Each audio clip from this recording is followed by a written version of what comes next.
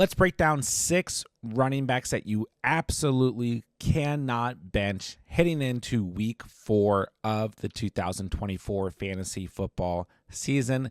These running backs have way too much upside as we approach the week, or their matchups are just way too good to ignore. So make sure these running backs are in your starting lineup so that we can dominate week 4, 2024 fantasy football. Before you do so, let me remind you guys that Underdog is the place you want to be if you want to get in on additional fantasy football action all season long. Their week 4 NFL pick'ems are already live, and Underdog is giving any new customers who sign up with promo code The Catch a free Dak Prescott over half of a total yard to use towards tonight's action.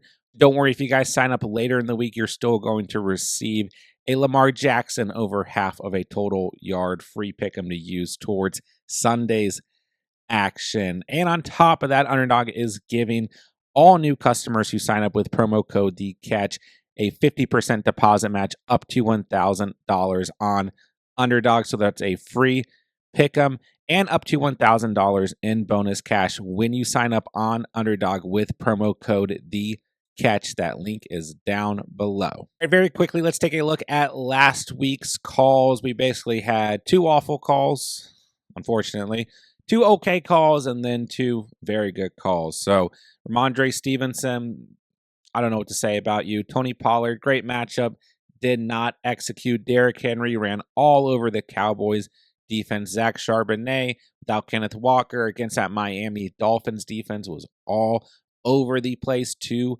touchdowns for Henry and Charbonnet. ETN, bad game script, still got you double digits. Brian Robinson Jr., I felt like scored 3 times in that game, but nonetheless, just walked away with 10.7 fantasy points. Not too bad, at least probably got you through the week. So we had to choose one running back to ban from the must-start videos, and I think you guys already know that Ramondre Stevenson is banned from the must-start videos until further notice. I even said it in last week's video. I always get nervous about Thursday night matchups, but the Jets defense was just too much for Ramondre, who had 17 or more fantasy points in the first 2 games of the year.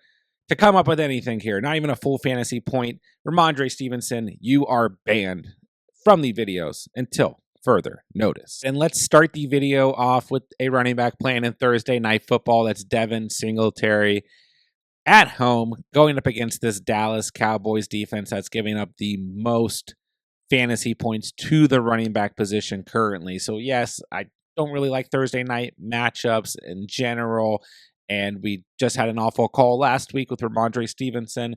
But I'll go ahead and quote-unquote risk it again here in week 4 because this Cowboys run defense and overall this Cowboys defense is just that bad.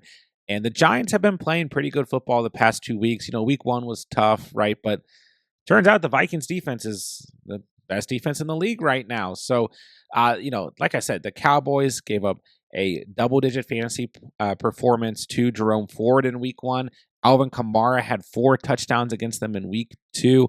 And then last week we saw Derrick Henry, like we talked about at the beginning of the video, run all over them and score 2 touchdowns. So Singletary, just under 10 fantasy points in week 1 against the Vikings, 14.5 in week 2. 18.8 in week 3. He's had a touchdown in each of the last 2 games. I expect another solid performance out of Devin Singletary. We might see the highest amount of points out of Devin Singletary scored so far on the season because this Cowboys defense is that bad. But Devin Singletary is one of these players that you drafted a little bit later, might be sitting on your bench, might be literally like an RB4 on your roster, but this is the week to make sure he's in your starting lineup. He is a very safe floor overall, but this is the week that he could really bring that upside to the table and have, like I said, what could be his best fantasy performance of the whole season. So if you own Devin Singletary, he's a great flex option, but he's also a running back that you've got to consider as a start moving into week 4. Let's take a look at Zack Moss, who will travel to face the Carolina Panthers, still one of the worst run defenses in the NFL. And I've liked Zack Moss throughout the season. You know, week 2 was tough, just 5.7 fantasy points, but really bounced back in week 3 against Washington with 20.7 fantasy points. A good game script there that got him a lot more involved in the passing game as well. 6 targets, 5 receptions, 39 receiving yards, added 58 yards on the ground, and a touchdown. Solid 20.7 fantasy points after having 14.1 in week 1. So averaging 13.5 fantasy points per game so far on the season. Gets the Panthers this week, the Ravens the following week, then the Giants in week 6. A nice upcoming schedule for Zack Moss. Now, we did see a little bit more involvement from Chase Brown against Washington in week 3. He had 7 touches and 3 targets, but I don't think it's anything to really panic about too much. But, weak defense in week 3, weak defense in week 4. Maybe we do get more Chase Brown in this game, but I still think that easily Zack Moss is the primary running back for the Bengals in week 4. And this is a Bengals team who has not won a football game this year. They're going to be hunting for a dub. They're going to try and score as many points as possible. We'll see what we get out of the Panthers. They played a lot better in week 3, not just offensively, but defensively against the Raiders as well. So we'll see what we get, but I still think this run defense is easily the weakest part of this Panthers defense, and that Zack Moss is due for a big week, coming off of a big week in week 3. So Zack Moss, a very solid start, and this matchup against the Panthers presents a ton of upside as we approach week 4. And I'm so confident in Zack Moss that I would head straight to Underdog, and I would hit the over on Moss to score a rushing or receiving touchdown this weekend. I think he easily gets that done against this Panthers run defense. Like I said at the beginning of the video, don't forget, new customers on Underdog are receiving a free week 4 pick 'em when they sign up with promo code The Catch. That link is down below. And on top of that, Underdog is also giving all new customers who sign up with promo code The Catch a 50% deposit match up to $1,000. So hit that over on the Zack Moss line to score a touchdown and pair it with your free pick 'em to automatically triple your cash entry. Except DeAndre Swift just has a fantastic matchup this week, guys. Going up against this Rams defense that is awful. Wait, DeAndre Swift?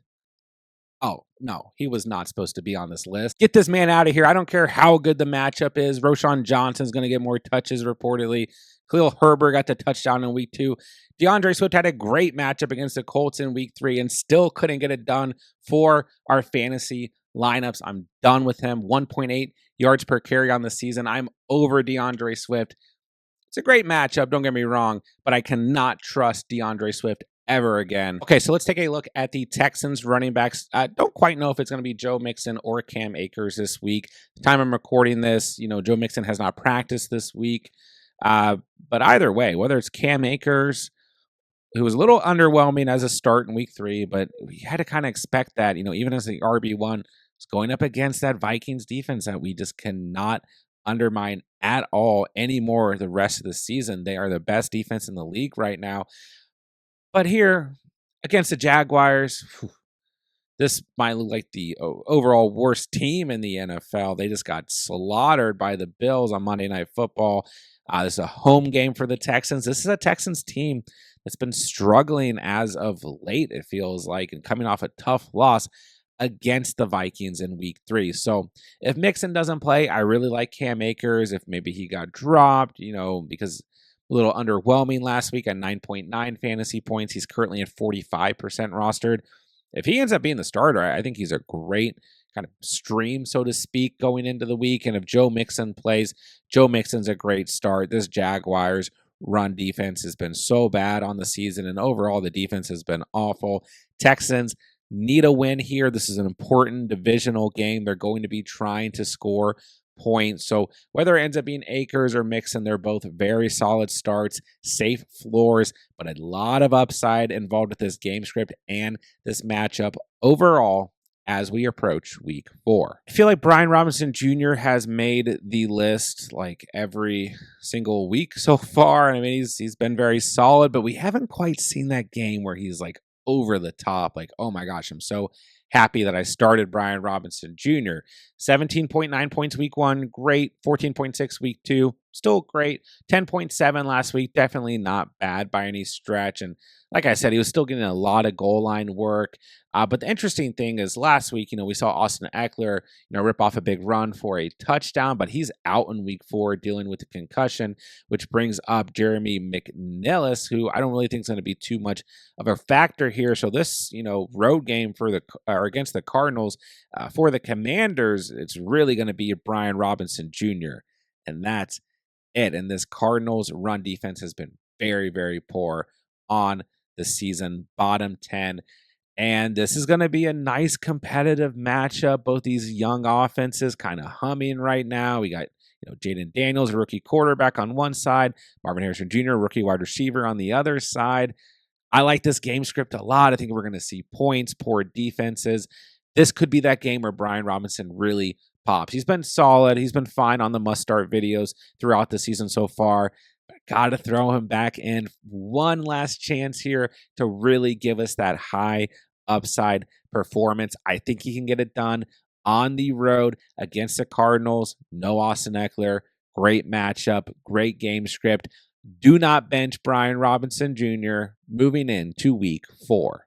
All right, moving along, let's take a look at Jerome Ford, another player that's been very solid on the season, but hasn't had a tremendous amount of upside. His best performance was week 1 against the Dallas Cowboys at 18.9 fantasy points.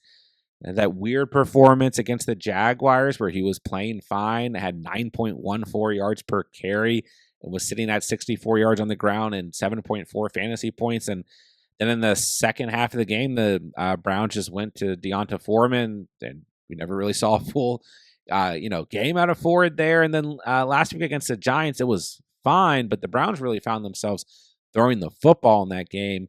And he walked away with just 10 fantasy points, 37 yards on the ground, 3 receptions for 33 yards. This week he gets the Raiders, the team allowing the 3rd most fantasy points to the running back position. He is dealing with a knee injury and has missed a practice this week, so something to keep an eye on if you are a Jerome Ford owner. I mean, if he doesn't play, obviously he's not going to be a must start, but he's still having a solid season, averaging 12.1 fantasy points per game, and this is a really, really good matchup against the Raiders, who just got torn to pieces by Chuba Hubbard in week 3, and even Miles Sanders found the end zone against the Raiders last week. So I think Jerome Ford in line for a very solid game in week 4. You definitely want to monitor this injury as the week goes on, but if he plays, I think he's going to be too good to not start. And if you're worried about Deonta Foreman, some people were going into week 3. Foreman only had 2 touches in week 3 compared to Jerome Ford's 10, as well as his 4 targets. So Ford is still the RB1 here. I know week 2 was frustrating and everything, but he's going to be a very solid start if he plays against the Raiders. We cannot ignore this matchup in week 4, and we cannot bench Jerome Ford in week 4. And last but not least, let's talk about Tony Pollard, who you guys saw at the beginning of the video. Made last week's video and really disappointed us. Had a great matchup against a Packers team that is not playing well against the run.